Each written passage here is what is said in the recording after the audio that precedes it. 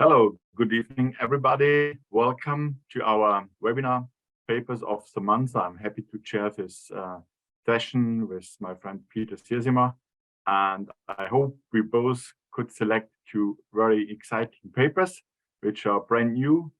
There is one paper from Raf Bisschops from Belgium, discussed by Pierre Depré, and the other paper will come from our Brazilian friends who do not publish excellent papers but play also very good football in this time. And it will be presented by Dr. Luciano Lenz, and my co-worker Sandra Nagel will discuss this paper.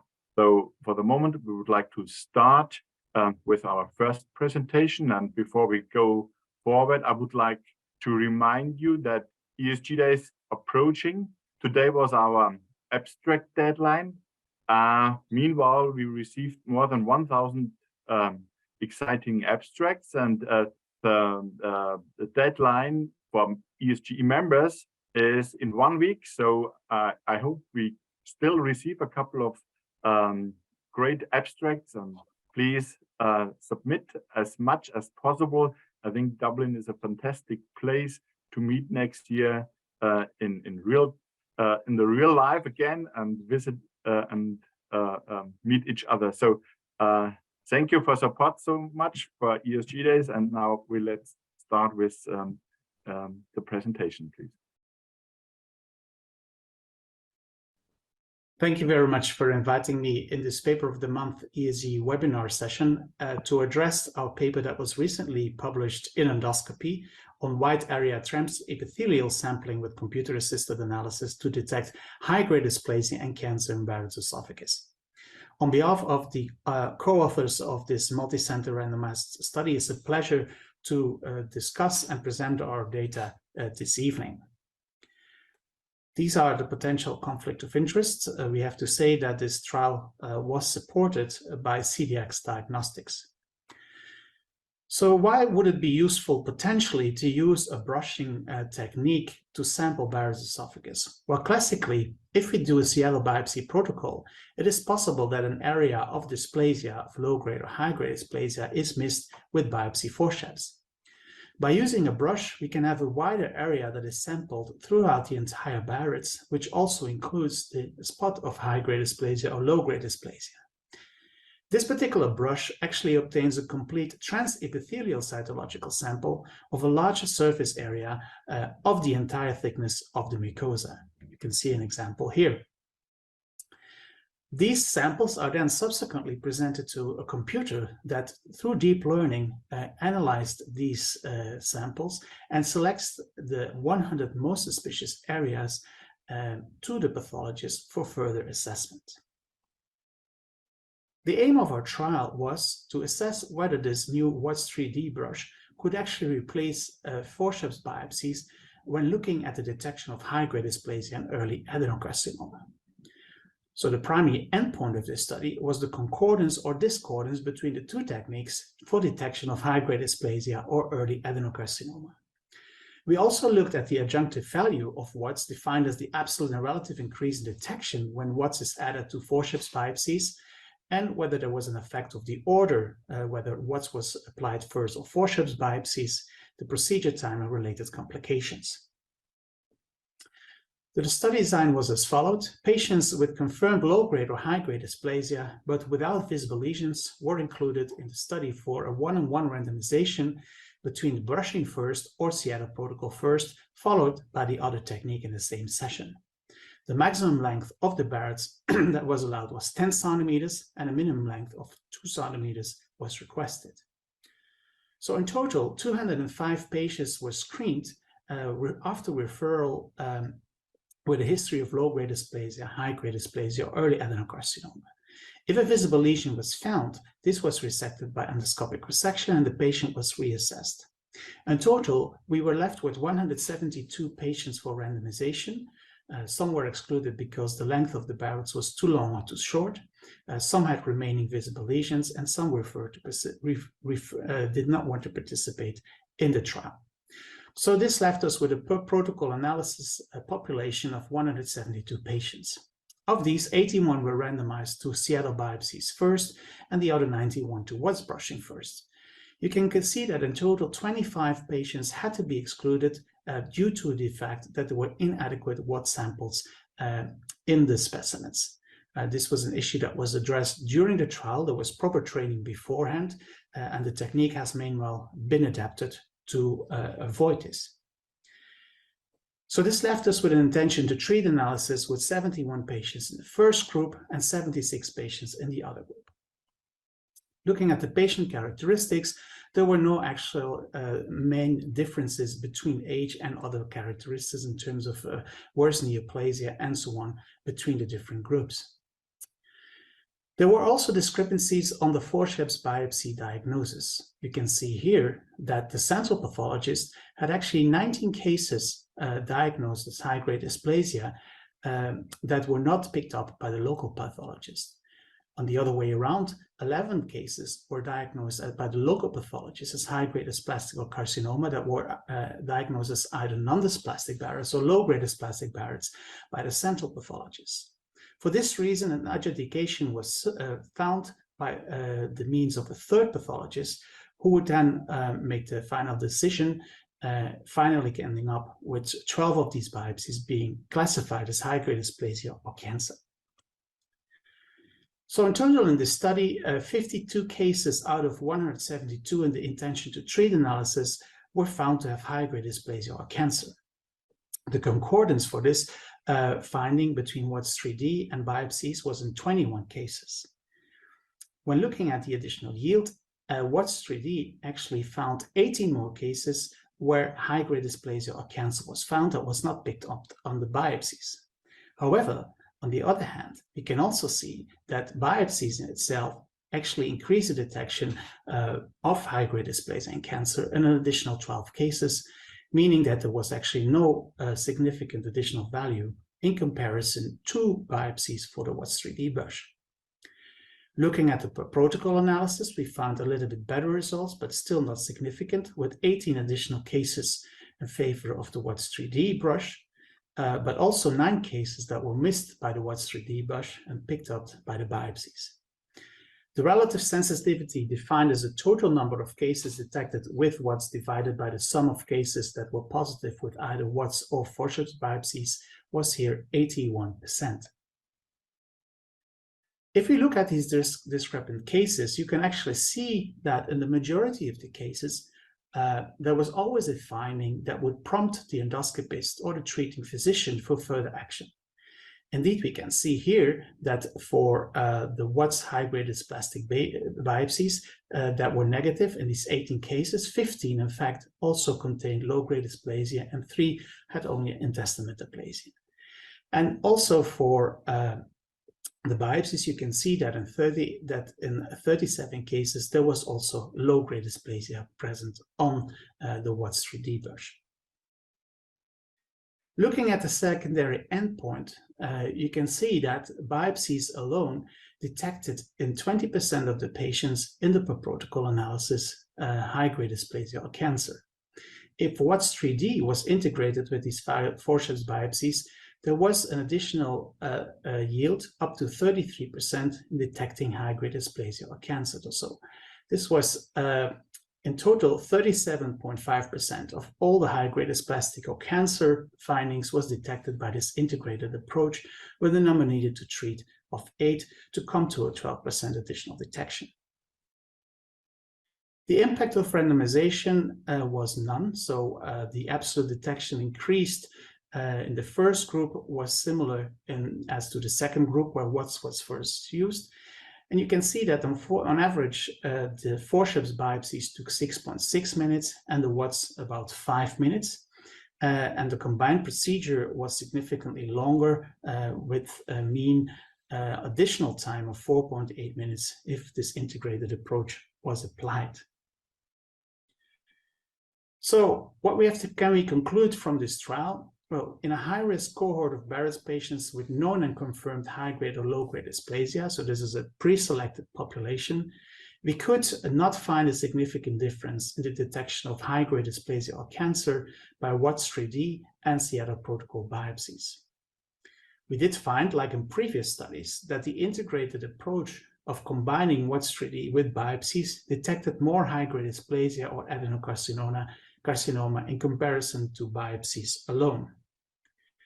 So this data, in essence, confirms the potential role of Watts 3D as an adjunct to random biopsies to increase the dysplasia detection, and this is in this enriched population with known dysplasia in the Barretts. However, we could not show a superiority in comparison to the Seattle protocol, and at best it would perform similarly with a comparable miss rate for both techniques. How this technique would function in a standard surveying setting is currently not known yet, and maybe there may be an additional value in such a setting where the prevalence of dysplasia may be lower but needs to be confirmed in future studies that are currently ongoing. Thank you for the opportunity to present our data, and thank you for your attention. So I'm ready to discuss further these results. It is an honor for me to be invited by ESGE to be the discussant of this very interesting study published in Endoscopy and presented by the senior author, Professor Raf Bisschops. I have no competing interests to disclose. So to put the study into context, we know that the detection of neoplasia in Barrett's esophagus depends on biopsy-based histology. And this means expertise in detecting lesions with white light endoscopy, use of high-resolution endoscopy, and BI, FICE, or any aid for imaging or chromo endoscopy, and a strict biopsy protocol, taking forceps biopsies of visible lesions and following the Seattle protocol, meaning 4 quadrant biopsies every 2 centimeters. And of course, we need an expert pathologist to analyze these biopsies. And these were defined by statements by the ESGE guidelines published in Endoscopy in 2017. We know, however, that the sensitivity of those biopsies is quite low because up to a third of adenocarcinoma and high-grade dysplasia is missed during diagnosis and screening endoscopy, mainly due to non-compliance of the Seattle protocol because of sampling error and because of pathologists' disagreement on the difference between non-dysplastic, low-grade, high-grade, or early cancer. To further put this in context is what we know about Watts. We know that the cytology samples obtained by the brushing are analyzed by a proprietary neural network, and the areas that are enriched with dysplasia are then presented to pathologists from the company. We also know that it's associated with an incremental yield of dysplasia, about 7% for all dysplasia and 2% for high-grade dysplasia and early adenocarcinoma over those obtained by forceps biopsy. But there is also a miss rate of dysplasia by Watts for dysplasia detected by endoscopy forceps biopsy.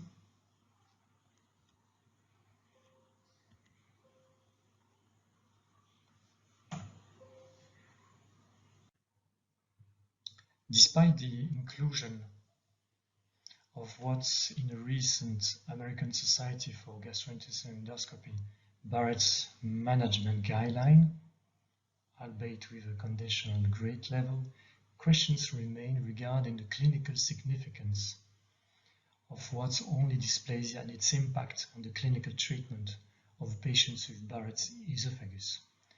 And you see in this table a summary of the recent published studies reviewed in GI Endoscopy this year, and you see that some of these studies included a very large population with more than 1,700 patients, and you see that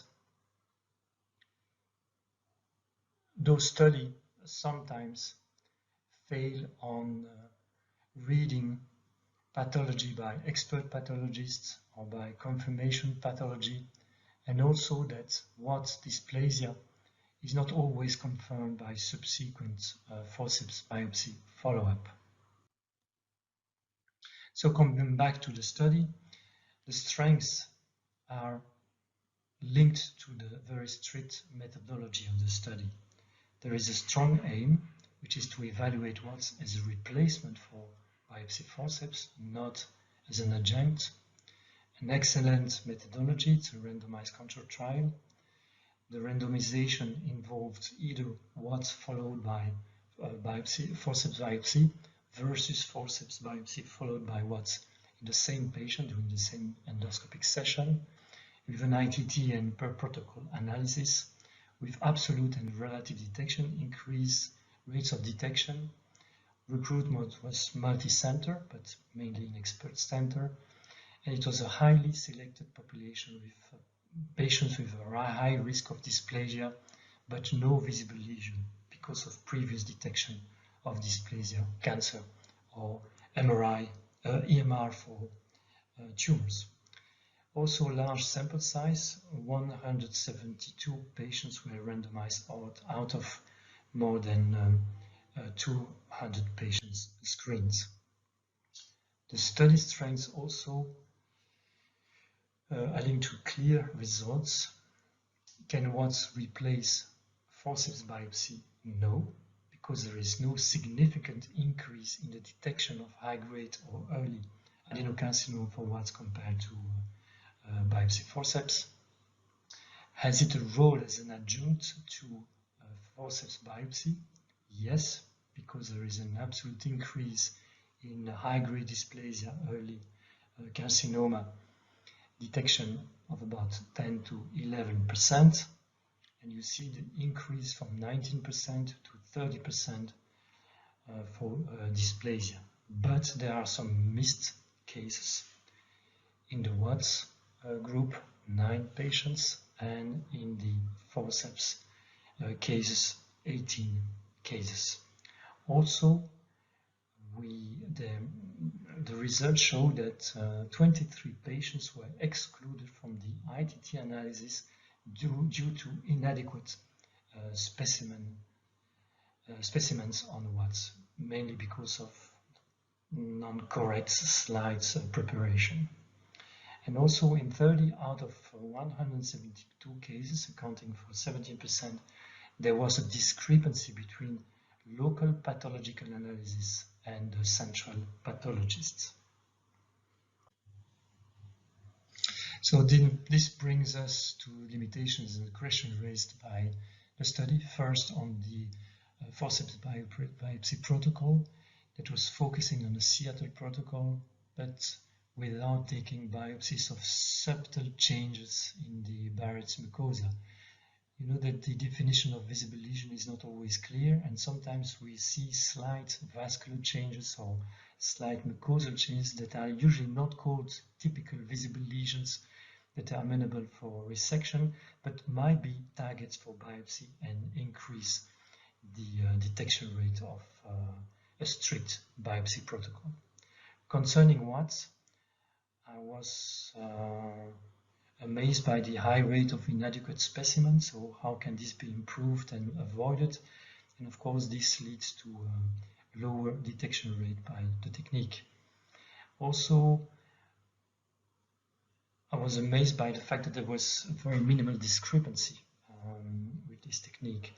How can this be so, and how can we control, as endoscopists referring the sample to the company, how can we be aware of keeping control on the accuracy of the diagnosis? And also about a small technical issue, when we take a lot of biopsies along Barrett's, it causes a lot of bleeding. So is this affecting the specimens, cytology specimens, and also is it maybe increasing the detection rate because we get some deeper cells? And finally, about the cost of the technique during an endoscopic procedure. Concerning the group that have been studied, of course, it's a very high-risk cohort. But in fact, Many of those patients had low-grade dysplasia, about 40% of them. So why not excluding low-grade dysplasia from inclusion, since we know that these patients have the high risk of discrepancy between pathologies, and you saw the numbers presented by Professor Bisschops. Also, what about the rationale of low-grade dysplasia diagnosis with cytology? I thought we needed good specimens to be able to validate the diagnosis of low-grade dysplasia. And finally, about clinical practice, would there be additional techniques that could improve the detection rate with a brushing-based methodology? Would this be really applicable to routine screening for non-Barrett's esophagus? And also, would it be applicable to non-expert centers?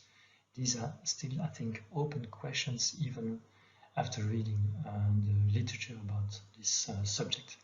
I thank you for your attention. And I think it's now open for discussion with Professor Bisschops and the moderators and chairman. Thank you. Thank you, Pierre, for your comments, and thank you, Raf, for your presentation. Maybe, Raf, you can answer some of the questions Pierre raised.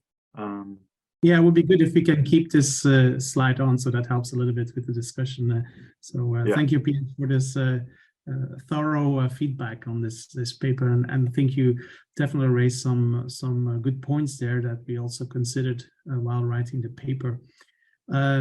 So maybe if I can start with the first one, that's the easiest one. So when we set out to do the trial, obviously you need to think about powering the trial to start with, right? And this was going to be the first European study, and the power calculation was basically based on the data from the Euro 2 trial and the SURF trial, where we knew what the prevalence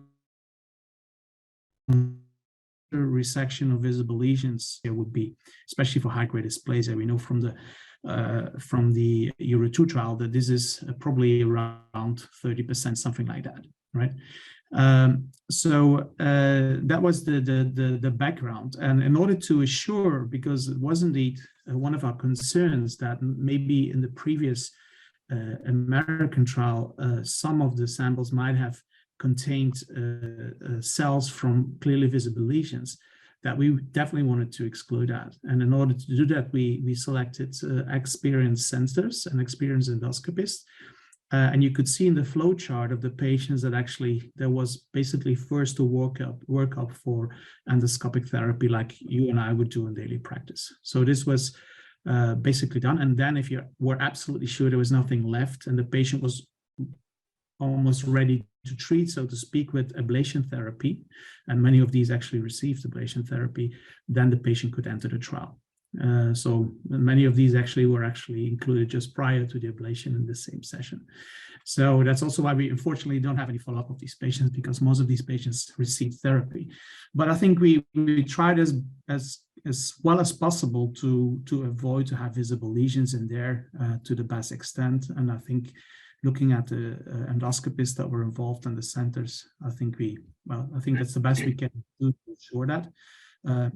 And I think this is also probably shown by the fact that there's no real big difference in the detection between both techniques.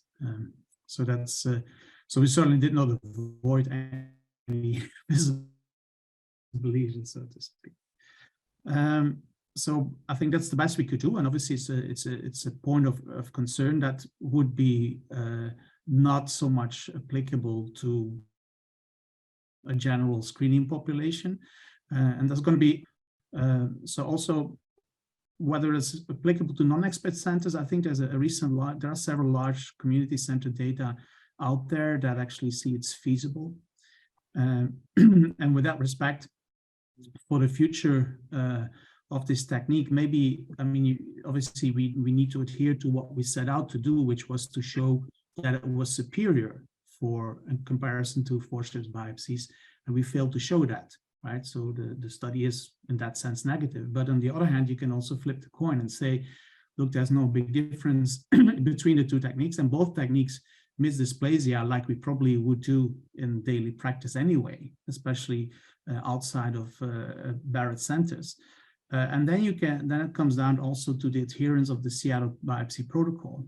And it's a bit counterintuitively that in those long segment Barretts, the adherence is actually poorer than in the short segment Barretts. Sampling error may be bigger. And I think if we would have the technique available, it would be nice to see in a standard surveillance setting what the outcome would be in terms of adherence and using these techniques in a correct way, and also in finding dysplasia. So I think, yeah. Sorry, no. So the study is negative for the primary endpoint, but I think it's still a significant finding, and also something we have to realize that at this stage, well, whatever we do, whether we use biopsies, whether we use the brush, it's not perfect apparently, because if you compare both, we miss patients with both techniques. And if we add the one to the other, then we do better. But maybe in the future with biomarkers, we can do even better, I think, with risk stratification, and also to resolve the issue better of the inter-observer agreement, because despite the fact that we use the very, very experienced endoscopists, you can still see that amongst the experienced endoscopists, even there is a discrepancy in the diagnosis, right? And Raf, there are two questions. It's also a reality. Yeah. There were two questions from the audience in the chat. And one question is, how could it happen that the expert centers missed high-grade dysplasia and even cancer? I mean, we were also participating in this trial. It's really surprising. Now we're talking about expert centers, and then we miss indeed visible lesions. How can this happen? What is behind this expert center? On the other hand, the question was, how would the results be if we perform this in non-expert centers?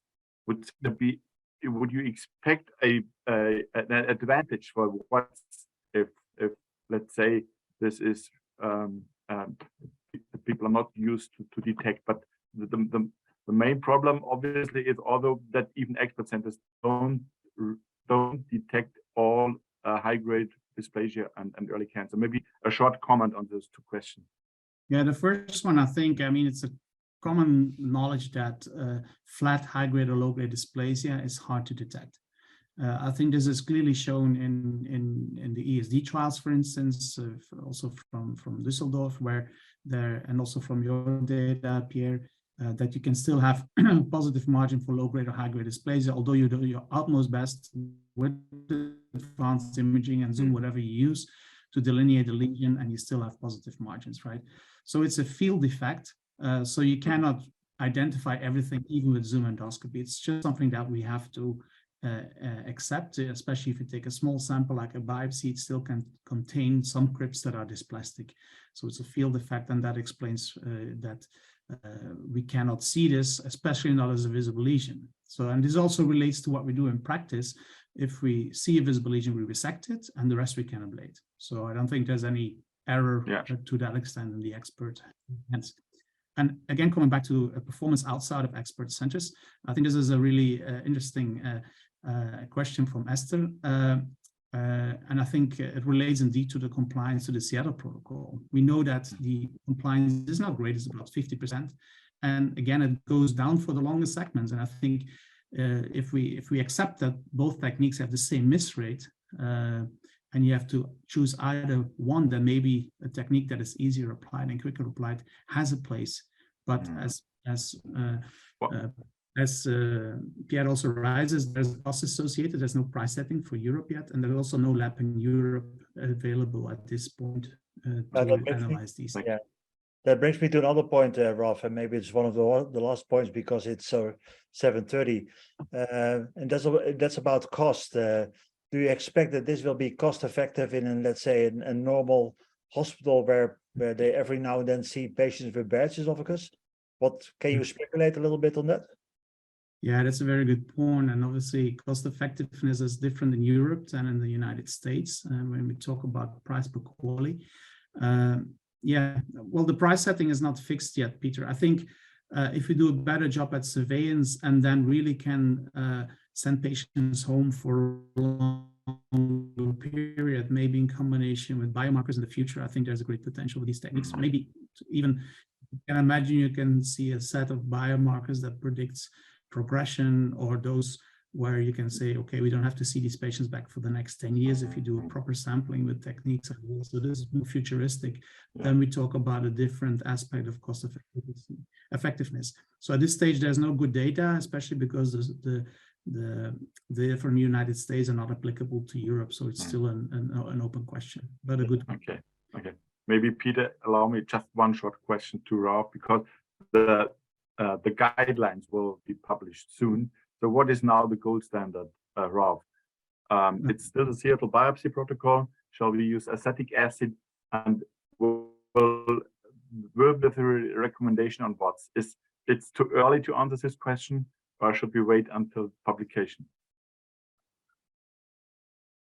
Well, I can give a little bit of a preview. So we will include most likely that high definition advanced imaging will become the standards. In conclusion, in addition to high quality endoscopy with cleaning and enough time spent. And then, unfortunately, looking at the data so far, the targeted biopsies with these techniques is insufficient in comparison to Seattle protocol. So for the time being, it still needs to be there in the guideline, the Seattle protocol, I'm afraid. So we recommend our participants today to read the guidelines, which will be published soon in Endoscopy. Okay, then thank you both of you for this presentation and the interesting discussion, Per and Raf. And let's move forward, Peter, to the second paper coming from Brazil. And as mentioned before, the Brazilians play wonderful football. I got in the meantime, the numbers of abstracts we have for ESGE Day. It's the highest number ever, but Brazil can improve. They are far behind other countries, other non-European countries. So I hope we can motivate our colleagues in Brazil. So for the moment, Italy and Spain is leading. So Germany can also do better, but Brazil definitely, we would like to have more abstracts from Brazil. So now, Peter, let's go on. Well, thank you very much. We also can say that Germany and Spain and Italy are not in the World Championship anymore. So there is also an issue, of course, that we have more time to write abstract. That's true. Yes. Okay. Well, the next paper is a very exciting paper as well. It's a topic that has been discussed before, but this is a very exciting paper coming from Brazil. It is only in press. It has not been published yet. And the title of the paper is Underwater versus Conventional Endoscopic Mucosal Resection for Non-Pedunculated Colorectal Lesions, a randomized controlled trial. And the study will be presented by Luciano Lenz, a colleague from us from Brazil. And I'm really looking forward to the presentation of the paper. Luciano. Hello, everybody. My name is Luciano, and today I will present our article, Compare the Underwater and Conventional Techniques for Resection of Colorectal Lesions. Before starting, I would like to declare that I do not have any conflict of interest.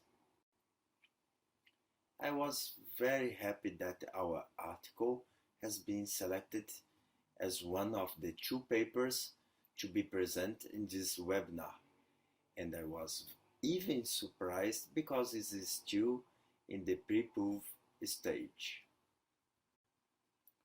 First of all, let me introduce myself. Recently, I finished my postdoctorate exactly with this research in the University of São Paulo. Currently, I'm an endoscopist at Fleury Medicina e Saúde, one of the largest diagnostic medicine companies in Brazil. And I'm working as an attending physician at the Cancer Institute of the State of São Paulo, where this study was performed.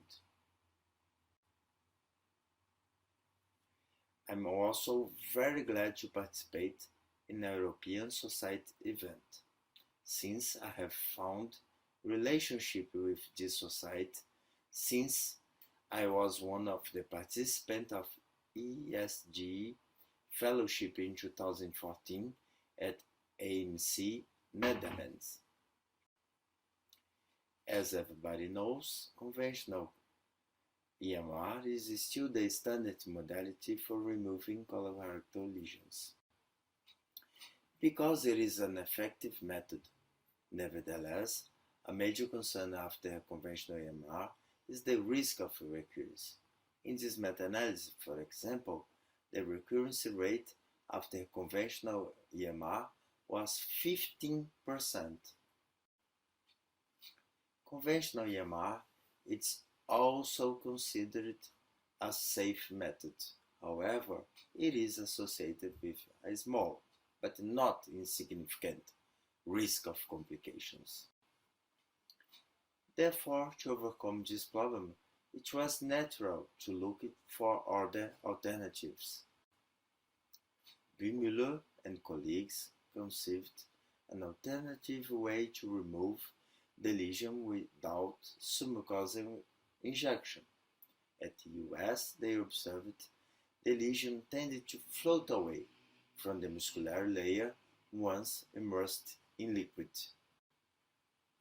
Since its first description in 2012, several studies have been published indicate acceptable rate of technical success and low incidence of adverse events with UMR, but there are few prospective studies comparing underwater and conventional resection, especially with endoscopic follow-up. For that, we designed this trial and registered it in the clinical trials. Eligibility criteria include patients older than 18 years old and the life expectancy superior to 6 months, with naive, sessile, or flat colorectal regions with 10 to 40 millimeters in size. Patients with these conditions here were excluded. To perform conventional procedure, a saline solution with indigo carmine was injected in the submucosa in order to achieve a feasible cushion. Then the lesion was entrapped with a snare and resected with diathermic current. After identifying the targeted lesion, UMR was started by marking the perimeter with the tip of the snare. Next, the colonic lumen was decompressed. Then the lumen was then filled with water using a irrigation pump. A torque crimp method was used to maximize tissue resnaring.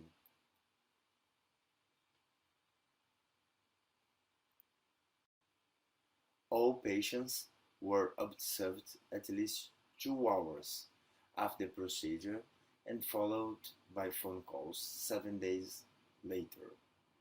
Surveillance colonoscopies were scheduled 6 months later.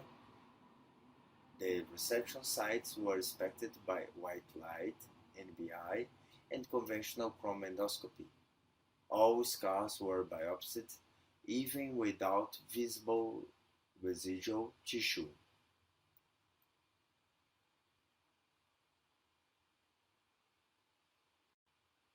Primary outcome was recurrence at 6-month follow-up. The secondary outcomes included complete resection rate, in-block resection rate, and safety. From 2017 to 2021, 105 participants with 120 lesions were enrolled. 53 patients with 61 lesions were randomically allocated to the UMR group, and 52 patients with 59 lesions in the conventional one.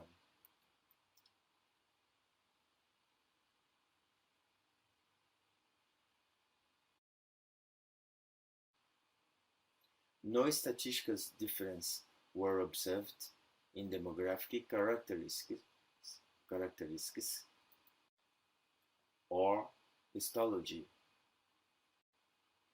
Additional coagulations were needed after two resection, one in each group, and were considered failures. Then both methods were very effective. In block resection rates were also similar.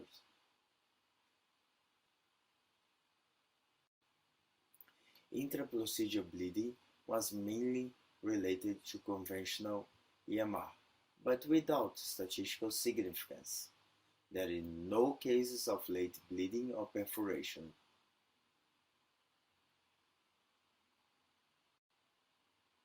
Follow-up colonoscopies were performed in 93 patients who had previously 103 lesions.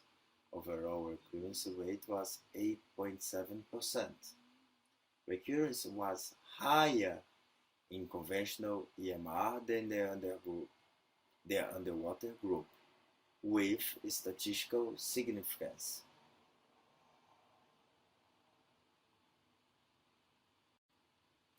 Therefore, the relative risk of follow-up, risk of 6-month recurrence rate was 7.5-fold higher in the conventional EMR group.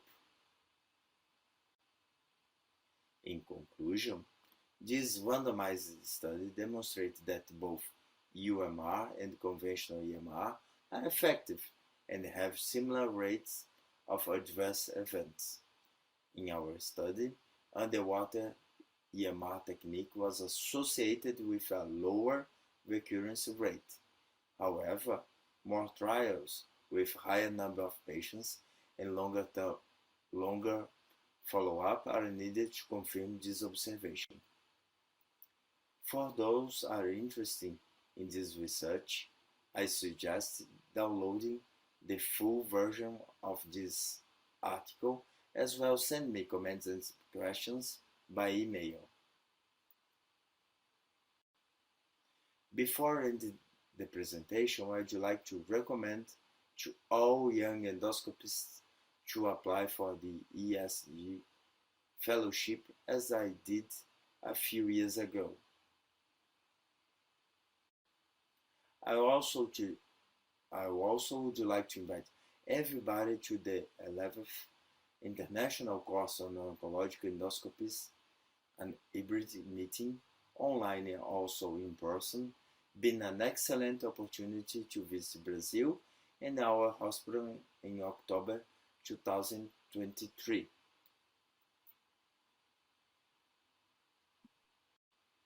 To finish, I'd like to thank Professor Peter Siersema and Professor Helmut Messmann for this invitation and for the opportunity to explain our study in this webinar. Now I'm open to the discussion. So thank you very much. Before we move on, Sandra, I would like to introduce you as the commentator of this paper. You are from Augsburg in Germany, and you're an expert in this field, and I very much look forward to your commentary to this paper. Thank you very much. So good evening, everyone. My name is Sandra Nagel. I'm a gastroenterologist at the University Hospital in Augsburg, Germany. And thank you very much for the invitation to comment this excellent paper on underwater versus conventional endoscopic mucosal resection for non-pedunculated colorectal lesions, a randomized clinical trial, which was published by Professor Lenz and co-workers this year in gastrointestinal endoscopy. So first of all, let me draw your attention to the strength and significant contributions of this study. This was a 2-centers randomized controlled trial, and the recurrence rate was chosen as the primary endpoint. The key findings have already been reported by the authors, but briefly, the study showed a significant lower recurrence rate in favor of the underwater EMR, especially for lesions 20 to 40 millimeter in size. And there was no significant difference regarding the adverse events between the both groups. Another strength of the study is that a Bermuda block randomization was performed according to the lesion size. We know that sometimes detection of the scar in the follow-up colonoscopy is difficult. So we have to highlight that this study performed a tattooing 3 centimeters distal of the lesion at the same wall to facilitate the localization of the scar. And the scars were also assessed by white light, NBI, conventional chrome endoscopy, and biopsies of the scars were taken even in the absence of any visual, residual, or remnant lesion. There was also a step-up approach to analyze the learning curve. A preliminary single-arm study of 65 lesions was conducted before the trial to become familiar with the underwater EMR techniques, and they found no difference regarding the block resection rate between the preliminary study and the present one. And this is also in line with the findings of another randomized controlled trial, which was published last year in gastroenterology, showing no difference in the block resection rate between the first time period and the second time period. And we also have to stress out that the follow-up colonoscopy were performed in a very high percentage with a similar distribution between the underwater EMR group and the conventional EMR group. But where there are strengths, there are also at least a few limitations. So first, the calculated sample size was not reached due to the COVID-19 pandemic, but this has already been mentioned by the group. And I think histological assessment of a complete resection is always crucial, but a serial resection was not evaluated. It is also mentioned that remnant tissue too small to snare was removed by cold forceps biopsy. So I'm wondering if these lesions were excluded or had any influence on the recurrence rate. And we also know that the lesion size is often over or underestimated, and this trial gives no details if the polyps were measured with a standardized method. So when we put now the results of this trial in the context of available randomized controlled trials, then we find similar results regarding the recurrence rates, especially for lesions 30 to 40 millimeters in size. And in terms of adverse events, there were no difference regarding perforation or delayed bleeding, which is also in line with previous randomized controlled trials. Regarding the block resection rate, this trial found no difference between the both groups, but we have to keep in mind the median lesion size was 70.5 millimeters. This is in contrast to previous randomized controlled trials where they found a significant difference in the block resection rate in favor of the underwater EMR group, both for large lesions with a median size 25 to 30 millimeter, but also for smaller lesions 30.5 to 40 millimeter in size.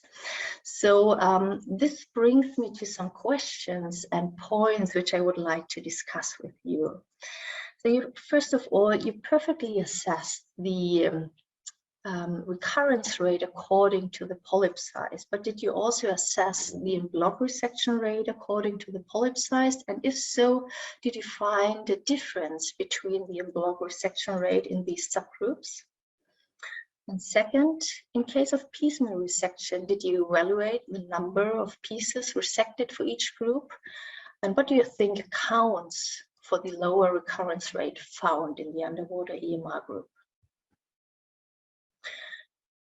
The paper also mentioned that marking of the perimeter of the lesion in the underwater EMR group was performed. And do you think that this marking might have influenced any outcome parameters? And from previous randomized controlled trials, we know that underwater EMR is performed significantly faster than conventional EMR. So did you also evaluate the procedure time between the two groups? And in your paper, you described a significant difference in the prophylactic or intraprocedural clipping rate between the both groups. So do you think that this difference might have influenced the delayed bleeding rate in the conventional EMR group? And why were most lesions localized in the proximal colon, especially for the conventional EMR group? Do you think that this influenced any outcome parameters?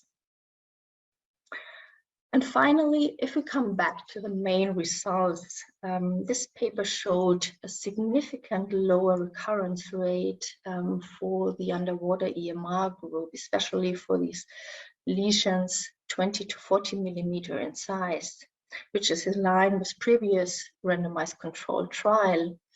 And this is a very significant finding if we remember that local recurrence rate following piecemeal conventional EMR is up to 30%.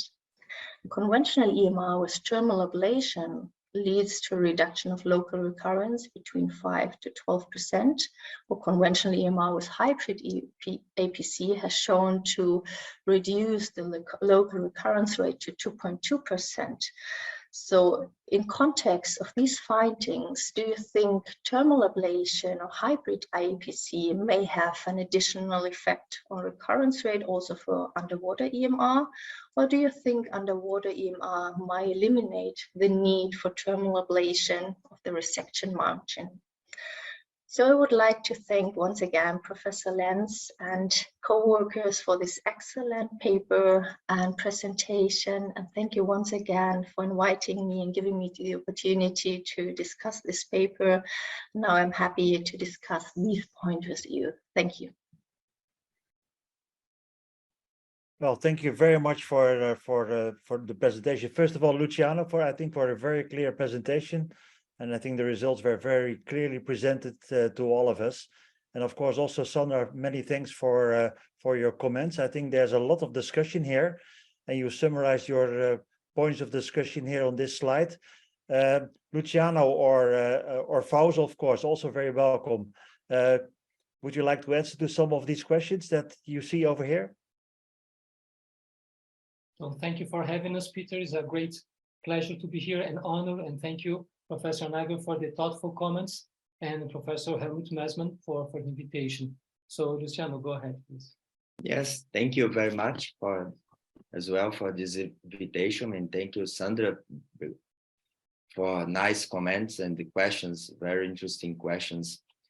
And also because she had a very experience with the underwater and can share her practice with us, and also very practical questions. Let's start the questions. If we didn't analyze the block resection rate according to the polyp size, mainly doing our snare size. The biggest snare is 15 millimeters, and also because bigger lesions, more than 25 millimeters, we not try even to resecting block. But I think it's feasible for underwater resection, but not for conventional EMR. And I think it will be different in the subgroup, but we don't analyze. But I think it will not be statistical significance. I think it's worth mentioning that the overall unblocked resection rate was around 50% in each group, right? Yeah. Okay. Yeah. And we thought about evaluate the number of the piece of the beginning of the study, actually the CDNA score, but because we move a small piece with the fossil biopsy, it's not included in this analysis. Yeah, I think evaluating the number of pieces is a very important big point, because in our trial we could see that even with large lesions were able to be resected with a minimum of pieces. And I think this is a very important result, which probably accounts for the low recurrence rate that also you found in your paper. So this is, I think, the main advantage of underwater EMR. Even if you if you're not able to resect large lesions and block, at least you achieve a minimal you achieve minimal pieces to be resected. I completely agree. I think if you remove a lesion with like 10 pieces or 2 pieces, it's completely different. I think it's important, but we don't analyze that, unfortunately. And what do you think accounts for the lower recurrence rate in the UMR group? I think it's a sum of factors. First of all, like a more in block resection rate with underwater technique, but not active statistical significance, but was higher. And also the better visualization of the margins after resection, especially in piecemeal. And also mark the perimeter. But this information, the study of Young, was finished and actually published after we wrote all patients. The reason we don't think about this before and not also make margin with the conventional group. But I think according to the Young paper, it can be influence the recurrence rate.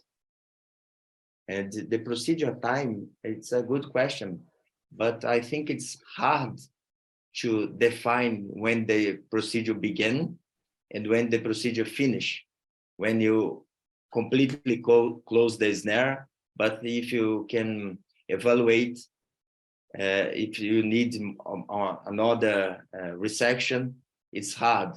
And sometimes take longer. If you lost the lesion underwater, you take longer.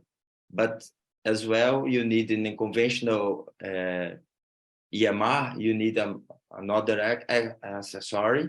You need to puncture with the needle and inject the submucosal layer.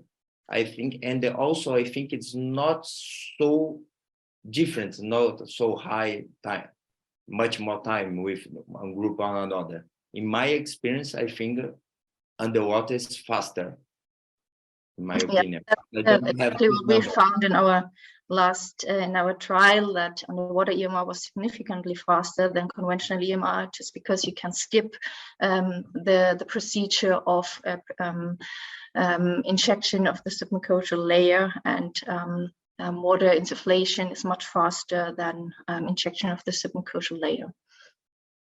And maybe to the next question. So you found a difference in between the prophylactic or intraprocedural clipping rate, and do you think that this has any influence on the delayed bleeding rate in the conventional EMR group? Actually, we didn't have any delayed bleeding, even in the conventional group. But I think, like, because more clipping, maybe if you didn't do that, maybe you have a delayed bleeding. You prevent a delayed bleeding, if it's your question. And what did you do when during underwater EMR intraprocedural bleeding occurred? Could you continue with the underwater EMR, or did you have to skip to conventional EMR? No, I think you continue with the underwater, no problem. I think it's make it easier to identify the point of the bleeding.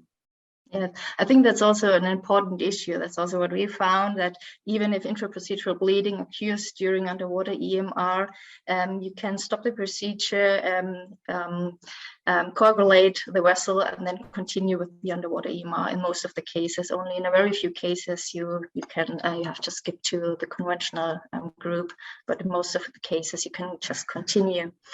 And maybe one important question, because this is always a matter of debate, I think. Do you think the terminal ablation or hybrid APC may have an additional effect on the recurrence rate also for underwater EMR? Because you showed excellently that underwater EMR has such a low recurrence rate. So do you think that terminal ablation has any additional effect for underwater EMR, or do you think that may eliminate the need? Yes, I think good question, very good question. And I think it can be, probably, my opinion, have an additional effect, but also it's very hard to prove this theory, because if you have 2% and to decrease for 0%, you have a very high, very big sample size to prove that. but I think it will be an additional effect, maybe decrease to 2 to 0 to 0.5%. But I think it's also worth mentioning that in our paper, in our study, we did not employ thermoablation in the conventional EMR group. Yes. And also in the underwater group, right? Yes. Because at that time, we didn't have evidence that thermoablation of the margins could reduce the adenoma recurrence rate. But now we have this evidence. But maybe if we used thermoablation in the conventional EMR group, maybe we could decrease the adenoma recurrence rate, and maybe both groups would be similar. But as Luciano mentioned, to perform another randomized controlled trial using thermoablation after underwater EMR, it would be necessary a very large sample size to show a difference between 3% recurrence rate versus 1 or 0 recurrence rate, right? So I think it's at this point it's difficult to prove this hypothesis. Yes, I totally agree, but I think we should also assess these methods in correlation with the number of resected pieces, because this, I think, is a very important point, that the number of pieces also accounts for recurrency. Okay, well, thank you very much, Sandra, for these, I think, very insightful questions. There are also some questions in the chat box, and I think they are important because there are some practical issues that are being discussed here. One is that, do you also mark the lesion before underwater EMR? That's one of the questions that came in. Yes, you do. We mark in the perimeter because sometimes it's hard to identify the lesions underwater. You said so already, so I think that's then clear answer also for this this person that asked this question. And the other thing is, do you suck the water before electric cut? Is it safe to use electricity when you are using water? Yes, I think so. It's it's a debatable to use saline solution or that's water. Yeah, but I think no make difference. Actually, because it's even the column, it's not completely clean. There are salts inside the column.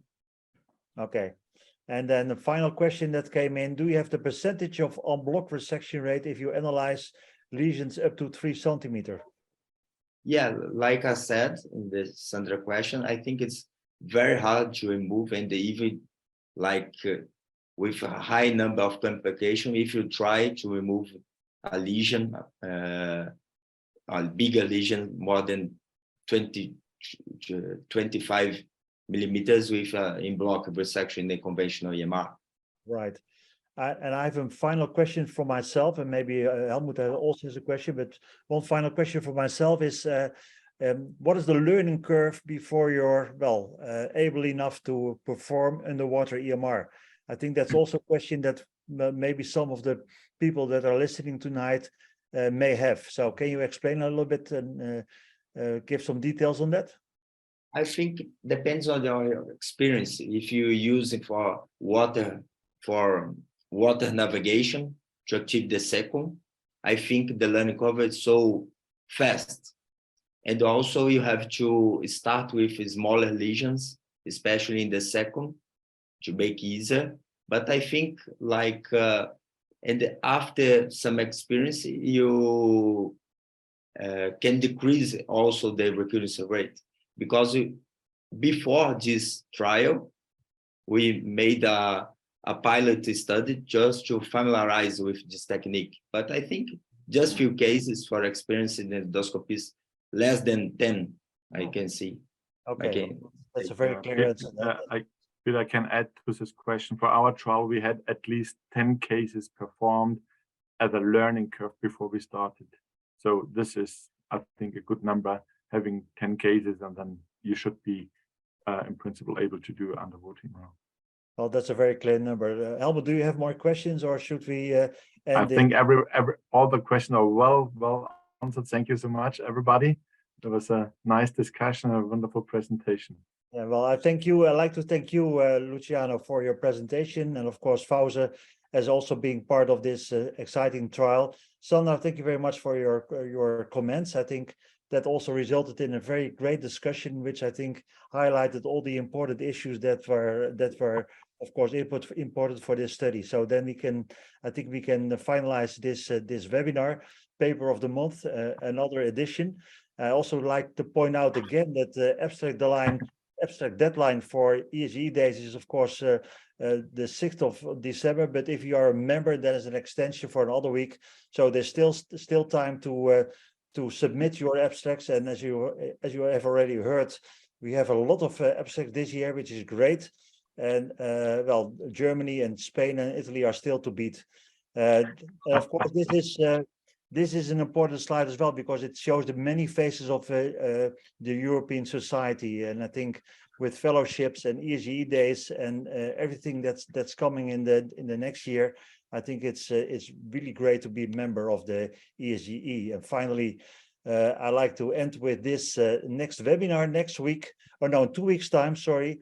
International webinar hosted by the Korean Society and the Korean Society on endobariatrics and metabolic endoscopy with Sang-Kwan Sin and Helmut Messmann as chairs. Thank you very much for your attention, and looking forward to see you again, maybe this year or otherwise next year for the next paper of the month session. Thank you very much, and have a nice evening. Thank you, everybody, and have a nice day and nice evening. Back to Netherlands on Friday. Bye-bye. Thank you. Bye-bye. Take care. Bye-bye. Bye. Bye.